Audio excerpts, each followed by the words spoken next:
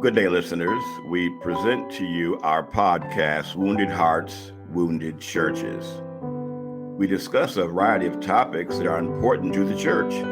Examples include sexual abuse, all types of addictions, religious abuse, and recovery.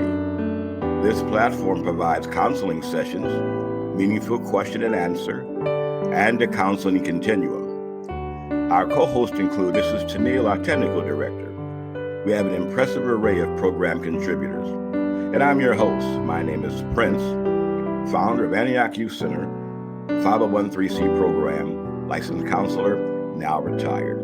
So join in this exciting podcast, Wounded Hearts, Wounded Churches, and be a part of the healing process.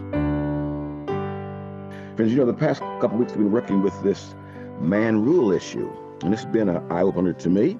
We've talked about how it's defined. We've talked about how should we respond to it. We've talked about, how it happens and how it occurs, where they cross the line. And sure enough, I got an excellent book here from B.K. Zimmerman on that subject that came in about a month ago.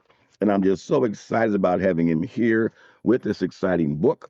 And it's called, by B.K. Zimmerman, it's called Path of the Wolves. What a title. Read the book. It's excellent. It's a good read. Glad he's here. And it deals with history with an excellent critique and also actual experience of the early church. And he gives his experience also to interwoven in that. So I'm glad he's here tonight. Let's give him a hand for being here. And we're just happy that he is on the other side. Brother Zimmerman, glad you're here tonight. The wife is also with him, and we're glad you're here tonight. If somebody wants to order the book, how can they receive it? The best way is actually email, and I can give you that. Should I just tell you Sure. what the email address is? Sure, yes, sir. It's all lowercase.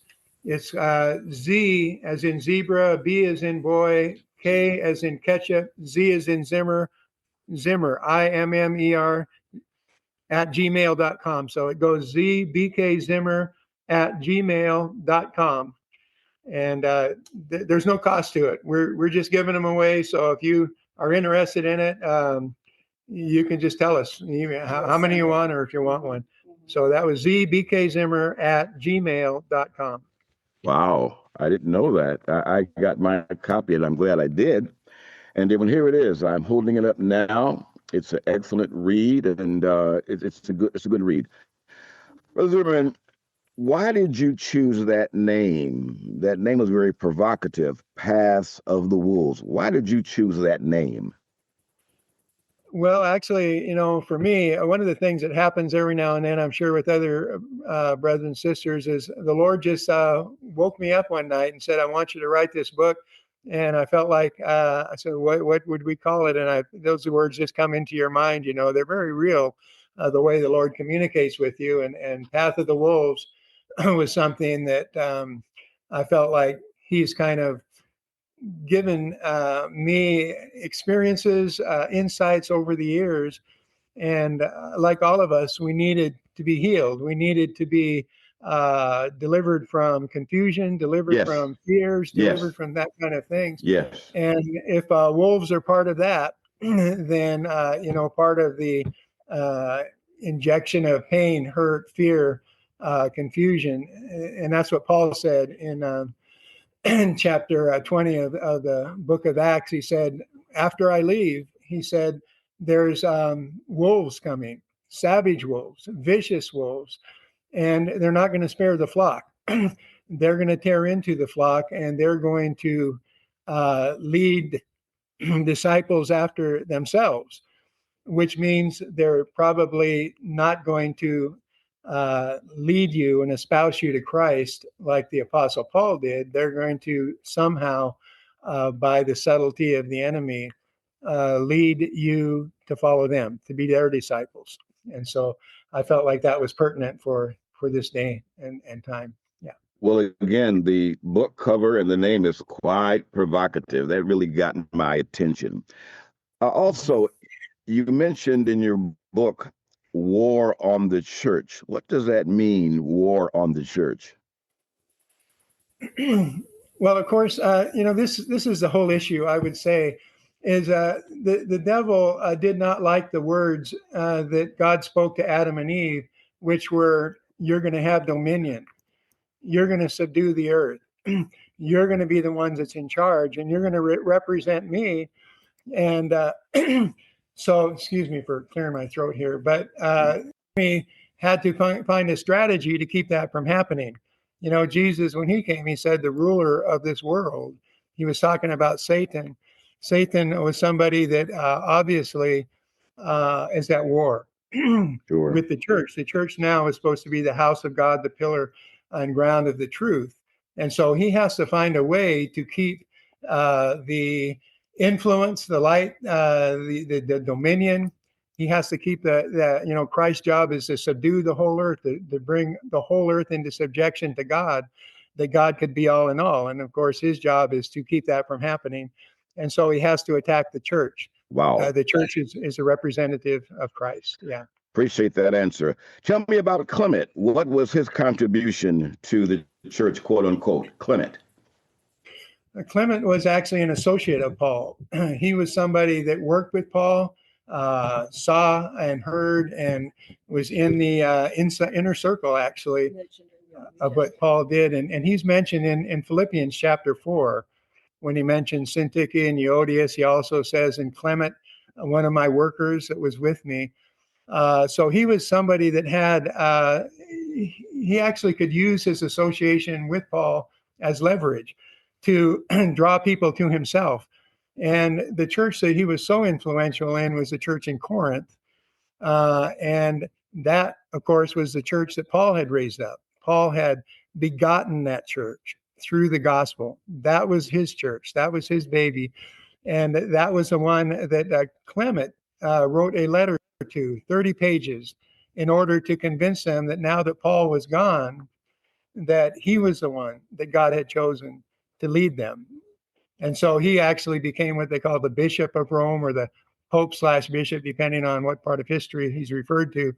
And from 88 AD, the first century, to 99 AD, 11 years, he was the one that had raised himself up and had successfully drawn the people to acknowledge that. And so he wrote 30 pages in the most exquisite, and I would say the most eloquent manner. If you want to see how eloquent somebody can be in order to lead them, and in order to gain their support, in order to reduce any other voice, if you want to read something that's 30 pages, called the Epistle of Clement to the Corinthians.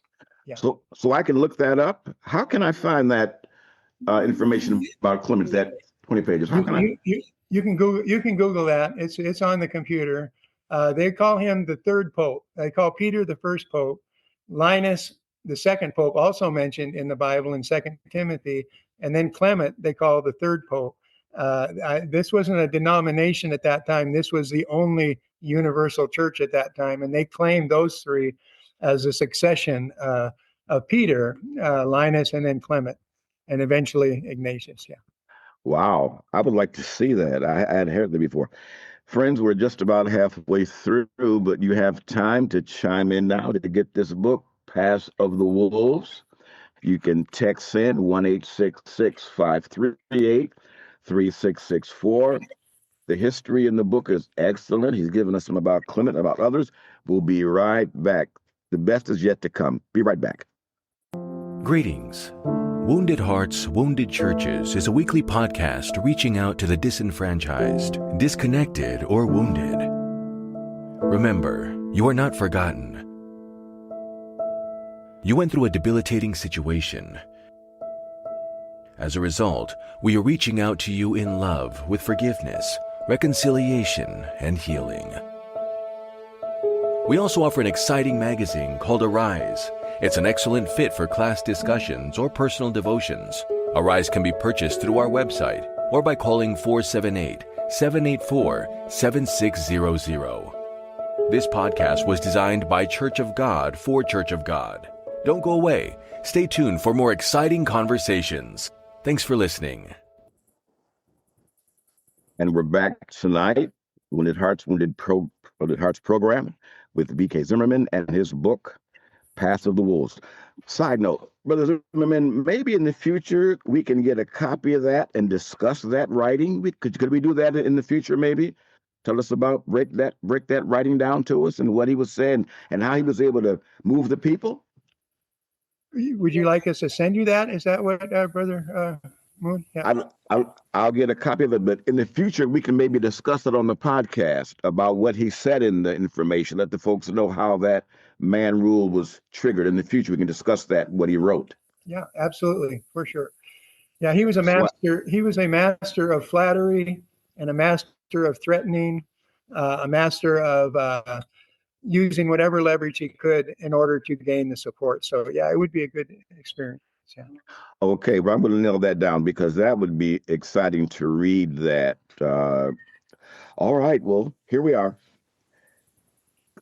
So you talked about his leverage, and again, he used flattery, he used glittering generalities, he used just what his way of dealing with people.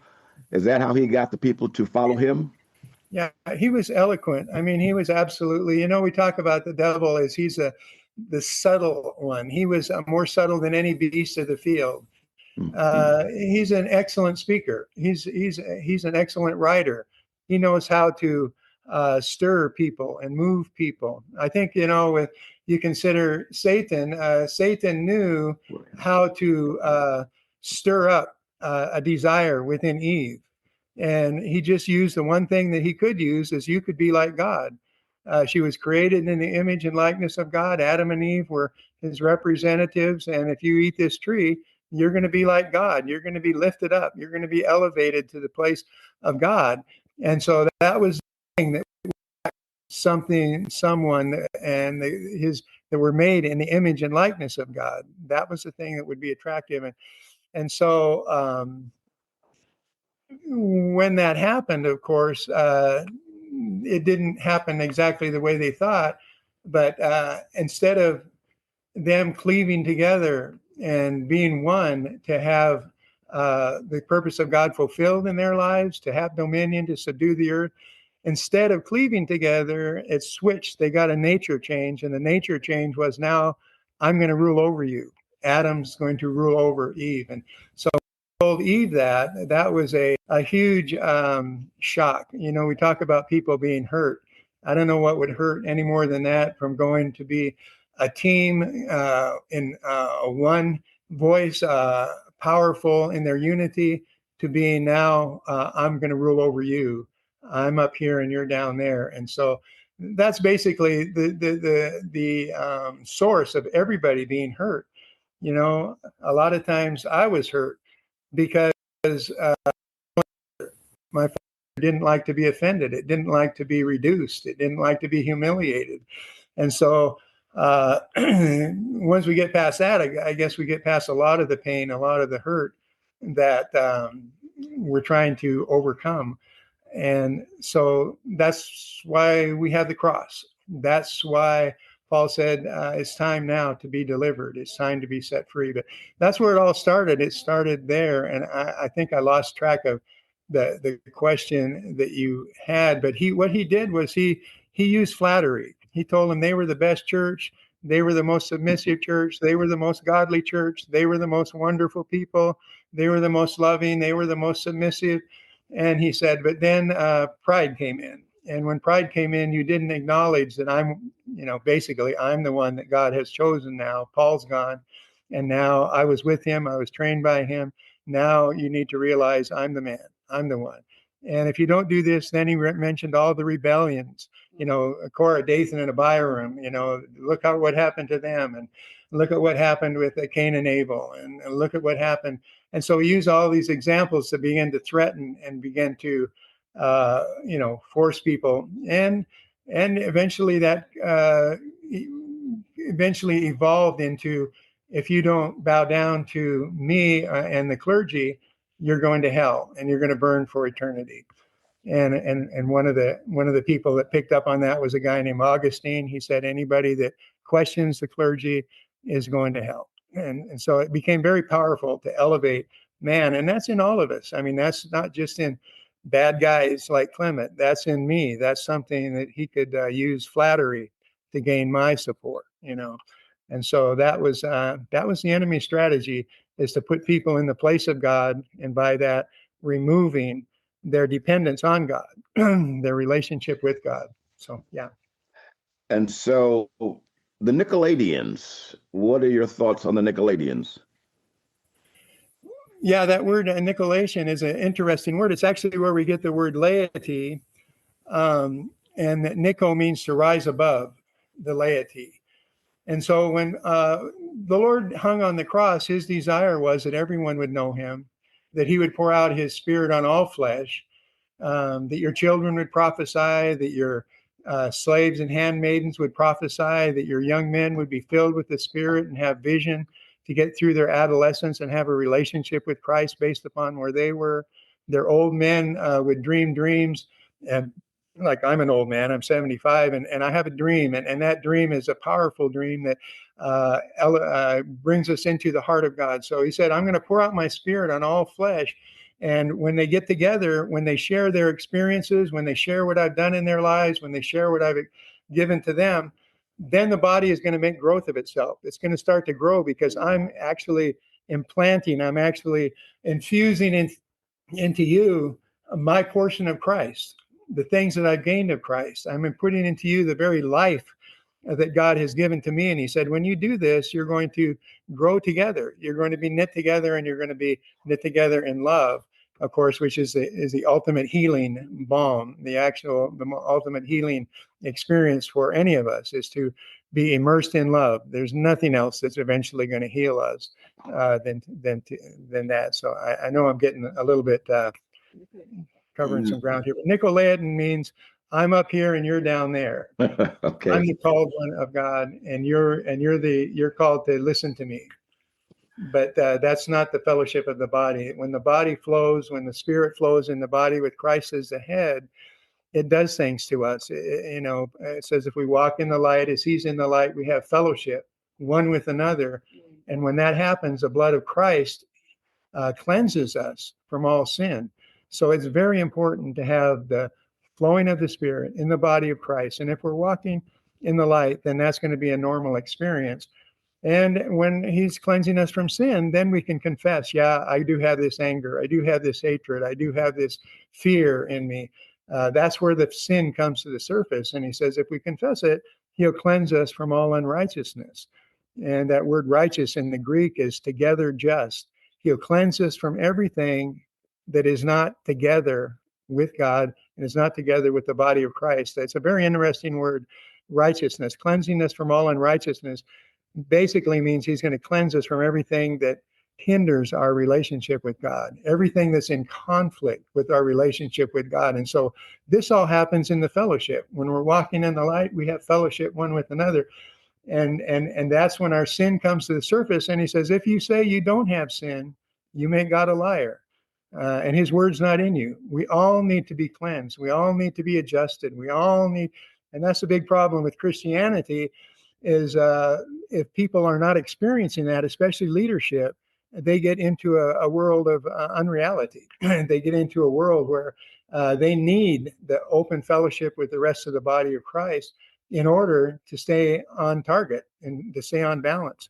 So that was crucial in the eyes of John when he wrote those verses.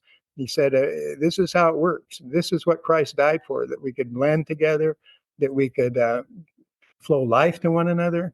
And this life would constantly be bringing us into adjustment and into growth. And then eventually we would grow in love as an expression of God. So, Brother BK, the Spirit of God will give us the love to have unity. So it takes unity and love. Does that work together, unity and love? You know, the Lord prayed just before he went to the cross, and he said, Father, this is my prayer. I want them to be one the same way you and I are one. We're not just hanging out together. I'm in you, you're in me. We have interpenetrated one another. this is the only oneness that works. This is the only oneness. This is the only thing that brings unity, is not just an emotion of love. It's that you have become part of me. I have become part of you. The Father was in the Son was in the Spirit, and the Father, he said, if you've seen me, you've seen the Father. I always do those things. I'm always connected with the Father. He said they've got to have this kind of oneness. And what that means is it got to flow together. That life has to flow from one to the other, back and forth. When you come together, each one has a psalm, a hymn, teaching, a prophecy, something that God has put in you. He said, this is what, and Paul said, we're all holding the head, Jesus. When we're holding the head, we should be a joint of supply. We should all be supplying the rest of the body with life and with truth and with reality. So the body of Christ is something that has been set aside by the Nicolaitans, and they called us the laity. And they called those who weren't the laity, they gave them elevated names and titles. So God says, I hate this. I hate the Nicolaitan system. It has separated my body. It has caused some to just be passive listeners and some to be aggressive, that's what happened with Adam and Eve. Adam says, I'm taking over here. I'm in charge here. I got me a woman that got me into a lot of trouble, and I need to make sure that doesn't happen again. And then they had a son, and the son says, I'm not going to have my little brother, being elevated and me being reduced. That's not going to happen. And I think his little brother that loved Cain, he just followed him right out into a field without even a thought that his brother's going to kill me. Devastating. My brother's going to kill me. Devastated. We have a question coming in from our director. I do. I have some comments coming in from, I believe it's Elizabeth Mornings. She says, okay. The word says that God hates the system of the Nicolaitans in the book of Revelation. The body is supposed to grow together in love, but by what every joint supplies. Every member of the body is vitally important for building the kingdom. That's what we have. Brother BK, any comments on that? I don't know if I didn't hear that real well. If you could give me a quick once over. Sure. She said that go ahead. Yes, ma'am. The body is supposed to grow together in love by what every joint supplies. Every member of the body is vitally important for building the kingdom.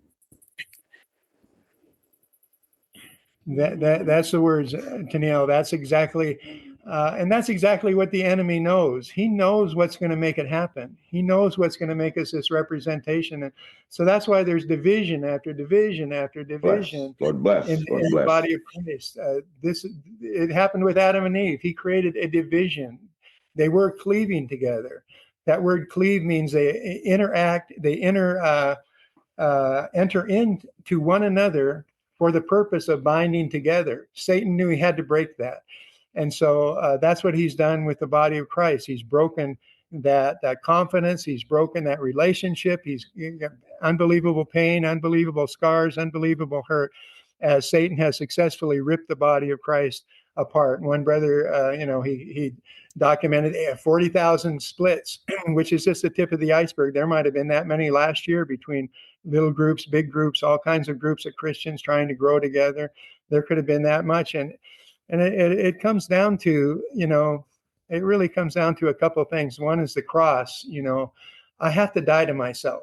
That's what good fellowship is. It brings up the sin in me. It brings up the self-centeredness in me. And then I can confess it. And he'll cleanse me from all my unrighteousness. And Paul said, I die daily to myself. I have to die. I have to die to this fallen nature. I was somebody that was breathing out wrath and slaughter. I was somebody that didn't have any feeling for the pain that I was causing. I was somebody that didn't even realize how much I was under the control of the enemy trying to destroy the church. And so when he was carrying that around, he realized there's only one way Christ is going to be manifest in me. It has to be the cross. I have to die daily in order that his life would flow through me. And that's what I have to do. When I get up in the morning, the first thing I have to decide is, am I going to live for Christ today? Am I going to walk with him? Am I going to present myself to him and say, here I am, Lord, not my will, but yours be done. And Brother Zimmerman, if we make that decision, the Spirit of God will help us to do that, won't he? The one that was in that Garden of Gethsemane and said, "Not my will, but yours be done." That one lives in me, and that one lives in you, and that one is intent on setting us free. Really, he's intent on us being set free from fear and from anger and hurt. So he's in you, he's in me, he's in Tennille, he's in my wife, and he's crying out, "I'm the answer. There is no other answer. There is no other way. You've got to go through the cross and come up in resurrection life, or you'll never be what I've given. You'll never be healed. You'll never even know what reconciliation is. Wow. You will never know." Brother BK, our time is beyond gone. Any more comments from our listeners? That was all for now. Okay. Friends, we got to come back. We've only got not even half of our questions done. We thank Brother BK and his lovely wife tonight visiting with us. He covered a lot of ground, and you were on point, my friend. You didn't go off point. You stayed on point all the way through. We thank you for that. So next week, friend, we're going to continue with the book, Paths of the Wolves by B.K. Zimmerman. Excellent read. Talk about the history, how these things happen. We've talked about Nicolaitans, Clement, and that progression toward this, and how we can not be involved in these things, because it does cause division and splits. So, Brother BK, thank you tonight, my friend. See you next week. Your lovely wife, thank you so much. To our director, thank you also, and our listeners, thank you for your response tonight. We'll see you next week. May the Lord bless you.